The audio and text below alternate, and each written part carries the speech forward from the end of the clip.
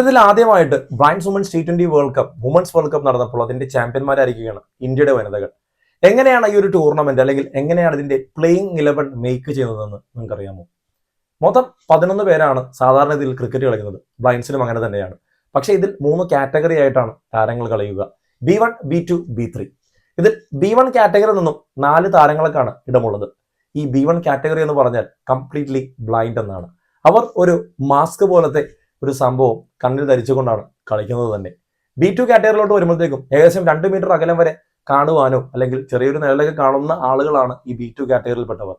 അവർക്ക് 3 പേർക്ക് ഈ ഒരു പ്ലേയിങ് 11 കളിക്കാൻ സാധിക്കും.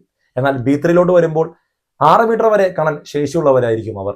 അവർക്ക് ഈ പ്ലേയിങ് 11 4 പേരെ കളിക്കാൻ സാധിക്കും. അങ്ങനെ 11 പേരാണ് ഇങ്ങനെ ഒരു ടീം ഉണ്ടാക്കുന്നത്. അങ്ങനെ കളിച്ച ടൂർണമെന്റിലാണ് ഇന്ത്യ ചാമ്പ്യന്മാരായിരിക്കുന്നത്. നേപ്പാളിനെ ഫൈനലിൽ തോൽപ്പിച്ചുകൊണ്ടാണ് ഇന്ത്യയുടെ ചാമ്പ്യൻ പട്ടം. എന്നാൽ ഓസ്ട്രേലിയ സെമി ഫൈനലിൽ തുരുത്തിക്കൊണ്ടാണ് ഇന്ത്യ ഫൈനലിൽ എത്തിയത്. ഇതൊക്കെ ഏറെ സന്തോഷം തരുന്ന കാര്യമാണ്. കാരണം ക്രിക്കറ്റിൽ നോർമലി നമ്മളിടുന്ന എഫേർട്ടിലും ഡബിൾ ആണ് ഒരു ബ്ലൈൻഡ്സ് ക്രിക്കറ്റ് എന്ന് പറഞ്ഞാൽ. എന്നാൽ അതിനെ ഒട്ടും കുറച്ച് കാണാതെ ഏറ്റവും ആവേശത്തോടുകൂടി അവർ എടുക്കുമ്പോൾ അവരുടെ ജീവിതത്തിലെ മറ്റൊരു സന്തോഷമാണതെന്നുള്ളതാണ് നമുക്ക് എല്ലാവർക്കും അഭിമാനിക്കാവുന്ന കാര്യം. ഈ 11 പേർ കളിക്കാൻ ഉപയോഗിക്കുന്ന പന്ത് ഒരു പ്ലാസ്റ്റിക് പന്താണ്. അത് കിലുങ്ങും, സൗണ്ട് ഉണ്ടാകും. ഈ പന്തെറിയുമ്പോൾ ആ സൗണ്ട് സെൻസ് ചെയ്തിട്ടാണ് ഈ ബാറ്റേഴ്സ് ബാറ്റ് വീശുന്നത്.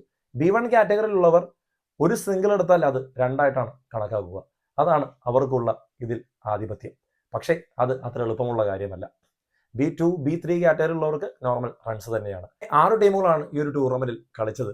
അതിൽ നമ്മുടെ രാജ്യം ചാമ്പ്യന്മാരാവുകയും ചെയ്തു.